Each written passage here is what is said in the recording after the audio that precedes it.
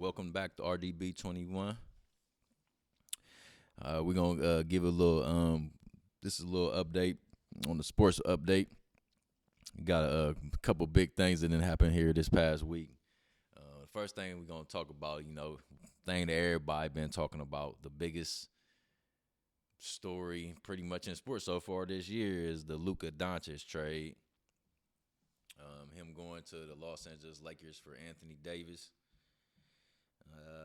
Like I said, I shouldn't even have said it that way. It was the Anthony Davis trade. This is RDB 21. So, but I basically want to just talk about what happened with Luca and why that trade basically went down. Everybody's is all upset and all in the uproar, and they feel like Dallas did the worst thing ever by trading him in his prime and all that, and everybody's just wondering why they did what they did, and I mean, what was that really all about? And did LeBron know? Did he know? Did he not know? And all this other stuff. They want to know all these things. I basically, man, I don't think everybody's feel how they feel about it, but I think it's been coming out here lately about like kind of what's behind the scenes and what's really going on with the Luka trade. The general manager Nico Collins came out and he spoke on it. He spoke about Luka not being in shape and not really fitting in with what they were trying to do in Dallas. So everybody was getting upset with him. They the Dallas fans were protesting in front of the arena before the game. They were putting caskets out. They were saying they wanted Nico out. So he was taking a lot of the backlash for what was going on. Basically where I'm coming from with this is, like I said, it's starting to come out more and more with stories of what really happened and what's really behind all this. Like I said, there's been a lot of talk. The Mavericks front office has been saying a lot of bad things about Luka, and that's kind of uncharacteristic from any team to say anything about a player, especially one that they just traded. And everybody's like, why are they doing this? Why like? So me personally, man. I'm gonna tell y'all my feelings about Luka. Luka good. Luka's good, but I've never been a big Luka fan. I just never been a big Luka fan. I just feel like me personally, from the first time I ever seen him, I'm like, he's James Harden. Like, they never talked about James Harden like the way they talk about Luka. So that was my beef with Luka. Like, anybody who I see who has a game similar to somebody, like, I'm kind of biased against them. I was like that with Kobe Bryant. I didn't like Kobe Bryant. The whole time Kobe Bryant played for the Lakers, I watched probably every Kobe Bryant game too. But I was one of them guys who was against the Lakers. I hate the Lakers. I ain't like the Lakers. I didn't like Kobe, and because I felt like I felt like he was imitating Mike, and that's just me. I feel like if you did, and that's part of the reason why I can't. People always say Kobe's the greatest, this and that. Like, Kobe is. Hey, Kobe was a monster, man. I ain't taking nothing from Kobe, but I feel like he was Mike, and we already seen Mike. So that's kind of like how I be feeling about that, and that's how I felt about Luka. Like, I felt like Luka was basically James Harden's all his moves that he got. I was like, Luka is a slow version of James. James ain't really all that fast himself, but I was like, Luka's just a slow, sloppy version of James Harden to me. That's how I look at him. I mean, I never felt like he ever played defense, which is starting to come out now more and more. They're starting to talk about it more and more about how bad his defense is. But I always felt like that was a knock on him. I never felt like they ever really judged him on that. And like he has basically every accolade there is to have in the NBA besides the MVP and the championship. Other than that, he didn't did everything. He's been on first team NBA since he first came into the league. They've been giving him all these awards. And like I said, that's another reason why I'm not a Luka fan, because I feel like they just been giving him stuff. They've been giving it to him, and he ain't really earned much. He did take his team to the championship last year, so he kind of shut me up as far as all that. But I feel like Kyrie Irving doesn't get enough credit for that. For them being where they were at. If it wasn't for Kyrie, I don't feel like Dallas would have ever got there. But Luka was the leader, and Luka was scoring all the points, but the majority of the points, and he was doing his thing. But what I'm getting at too, as far as like I said with the trade, um, that trade wasn't about um Luka. I don't even. Well, it was about Luka, but it was more about the ownership of the Mavericks, um, and basically what they are trying to do with their team, and uh, basically they're trying to. I don't know. I guess this is the motto for the for the United States right now. When you want to get what you want, you just muscle you force it. So I feel like that's basically what the Mavericks is. That's what they did with this Luka trade. A lot of they've talked about their owner. The ownership group is the Adelson family, Miriam Adelson, and Patrick Dumont, and Mark Cuban. He was the face of the franchise, but he sold the majority of his shares. He still has a piece of it, but he's not the majority owner anymore. The Adelsons and the Patrick Dumont, they are, and the Adelson families, they're large shareholders of the Sands, a casino and a hotel company that operates worldwide. And Patrick Dumont, he's the son-in-law of Miriam and Adelson. So basically, what I'm getting at is, as far as like with the Mavericks, the Dallas Mavericks front office, they're casino owners, and Texas gambling is not legal in Texas. So from what they were saying is, basically when they bought the franchise, they had expected to be able to put a casino in the stadium also. That was what they wanted to do. That was one of their plans. But since Texas doesn't have gambling, they can't do that. So what they're trying to say now is like this right here. Them trading Luka was basically them saying that they will get rid of their best player, and it's almost like that they're trying to get the fan base against them. This kind of reminds me a lot of what happened with the LA Clippers when the Clippers went through what they went through with Donald Sterling's racial incident. A lot of people feel like, oh, okay, yeah, they sold the team, they got rid of Donald Sterling. Yeah, they did. They did get rid of Donald Sterling for what he did, for saying all that racial stuff about Magic Johnson and all the black people that he was talking about. But all that was all orchestrated by Donald Sterling's wife. She was the one who released those tapes that came out, and basically she orchestrated the sale of the team. Before when they had bought the team, they had bought the team for a few $100 million. They ended up selling the team for $3 billion. So they made a large amount of money from selling their team, and they got out of that business, and now they're done with it. They're filthy rich. So I feel like that's just my opinion on it.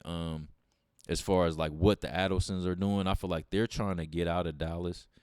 They don't want to be in Dallas. They want to be able to move their team. They were saying that they want to go to Las Vegas because Las Vegas has been, everybody keeps talking about them being a new expansion team. So I think they feel like that the Adelson family is trying to make a move or make a play on the Las Vegas expansion team. And like I said, they've basically turned their whole fan base against them. So it's working. The tickets, I'm sure their ticket sales are down. I'm sure like the fans have been backlashing against the whole organization. So whenever you want to try to like do something and make a move, or like just, you have to destroy and tear it down. And that's basically what they're doing. They're tearing down the whole team, and that way they can just go ahead and move and do whatever they want to do. That's, like I said, that's my opinion, and that's what a lot of people's opinion. They've been talking about that, and they've kind of like a lot of people have came to that determination that that's part of the reason why they made this trade. It wasn't really about Luka. They didn't want to pay Luka either, so that was one of the things too. They were able to save $100 million by not keeping Luka, so that was a way for them to save money also. And I'm sure if, like I said, if they want to go to a place with a casino that they got the fun that they saved $115 million by not keeping Luka. So they're gonna be able to go and move to another city, and they got $115 million that they got to be able to play with to go get another player or do whatever they want to do. So I feel like that's the main reason why they did what they did. As far as that, it wasn't about them trying to get AD or them trying to go to the championship and trying to win now and all this. They not. Dallas ain't winning. I don't think Dallas is winning a championship. Me personally, I do like their team that they have now. I do think AD is a good addition, but I don't think they're going to win a championship. But they are going to be competitive. But as you see, AD has a hard time staying healthy, as does Luka. These first couple games, Luka has looked real suspect to me. Like, I'm, I, I just don't understand what's going on with him. Like, I know he's a prolific scorer, and he's a bucket. Everybody says he can do what he do. I'm waiting for him to do. He doesn't look like the same guy. I'm like, this guy doesn't look like Luka Doncic from Dallas. I don't know if it seems like he's afraid of LeBron to me. Like, I feel like he's afraid of, I don't know. I can't really explain it, but just the way he plays is just, he seems lost out there a little bit. And their whole team is actually seems kind of discombobulated in some kind of ways. It just seems all over the place. Like I said, they lost 2 games with Luka. Yesterday they played a back-to-back. They lost the previous day. They had lost to Charlotte. Then they played Portland. Luka didn't play this Portland game, but LeBron did. LeBron had 40 points, and they won. So it's kind of interesting what's going on in L.A. right now. I'm real interested to see how this is all going to play out, and it's going to be a real interesting playoff run because the Lakers, they seem to be in a real interesting spot, man. Luka is playing real weird to me, man. Like, he doesn't look like the unstoppable force that he was in Dallas. The Lakers need offense, but they really need defense. And Luka, he's a defensive liability. So I don't feel like the Lakers are really contenders, but they're gonna be fun to watch just because of what they got going on. So I know the Lakers are probably happy that they got Luka because they can build for the future now because he's still young. But like I said, me personally, I'm not a Luka fan. And I feel like these European players, they always talk about how much better these European guys are and how skilled they are, more skilled than our players or whatever, which I don't believe. But those European players, when they do come over here, they don't seem to they don't last long as far as like health-wise. Like, they don't have long careers because for some reason, that's just I don't know, maybe I might be wrong. But a lot of them, like when Tony Parker came, Manu Ginobili, they played for, they had their little run, but once they hit like 33, 34, it was like they were almost, their careers were over. Like, they definitely weren't a LeBron James playing until they were 40. They weren't doing none of that. And and I feel like Luka is on that same path. He's overweight. He has weight issues. So I feel like that's pretty much where he's headed. He's headed down that same road to where his body's going to start breaking down here in a few years, in my opinion. I don't think Luka has 10 years left in him. I don't think so. Even though he is only 26, he's still young. But we'll see how that all plays out. It's going, like I said, it's going to be a fun year, man. Watching them go back and forth. And keep it on the Lakers, man. LeBron, I was starting to have a little bit more confidence in LeBron's decision, man, to let Bronny come to the Lakers and, do what he's doing. Bronny's actually starting to play better and better every game in the G League. He's playing in the G League, he is. So I felt like that was where he should have been from the beginning if they were going to let him come. Like, he wasn't supposed to be starting. He wasn't supposed to be dressing for the Lakers. He wasn't supposed to do any of that. He was supposed to be in the G League so he could develop, and he's just supposed to so we can see what he can do. And he's showing us now. He's had a couple 30-point games. Me personally, I ain't gonna lie. I'm surprised. He shocked me. So I'm happy for him. Like I said, my wife and everybody, they always think I'm trying to hate on Bronny. It's like I'm not hating on Bronny. It's nothing else I want. I want him to succeed. But I felt like they were. I don't know. I don't want to say cheating the game or nothing like that. But I just felt like, man, that I didn't think he was ready. He didn't seem like he was an NBA player to me. So that was why I felt like, how I was feeling. I was feeling like he shouldn't have been playing. I mean, but like I said, right now he's proving that he's getting better and he's developing. So if he keeps on going on this path, man, yeah, one day, man, Bronny is going to be a regular guy in a regular rotation. So we can look forward to seeing Bronny here in the future. But I'm glad that he's in the G League right now because that's where he belongs, man. He needs to learn how to play the game and he needs to just get better, man, and grow physically and mentally. And once he gets to the league and goes to the NBA and get on the regular roster, then he can actually start contributing like he's really supposed to. Like I said, they let him play the last game before the All-Star break, and he struggled. And this was after he was doing well in the G League. That's why I said, like, man, they need to just keep him in the G League, stop moving him back and forth, let him stay in the G League, let him get his confidence, and just like everybody else in the G League, when it comes, once the season is over, and when they've proven that they are consistently a good player, he can come up and play. He can play in the league. He can go up and play with the big boys. He won't have to go down to that G League. But I feel like them moving and going back and forth, I feel like that's hindering. I don't know. I don't know. I can't say. I can't really say it's hindering him because, I mean, LeBron is his dad, man. So he's giving him the best training and the best workout possible. So I can't really say that he's being hindered in any kind of way. So, but as far as his performance on the court, like I said, when he plays in the NBA, he struggles. He struggles. So that's why I said the G League, man, if he get a full year in the G League, get his confidence going, and once he's done all that, once he comes up to the NBA, I feel like all those nerves and all that anxious energy that he seems to have, it'll be gone. He can just play. And that's really what he needs to do. He just needs to just play and not worry about what's going on. And I think he'll be okay. But I am happy for Bronny, man. I'm glad he's playing better, man. Just so he can just be himself, man, and just keep getting better.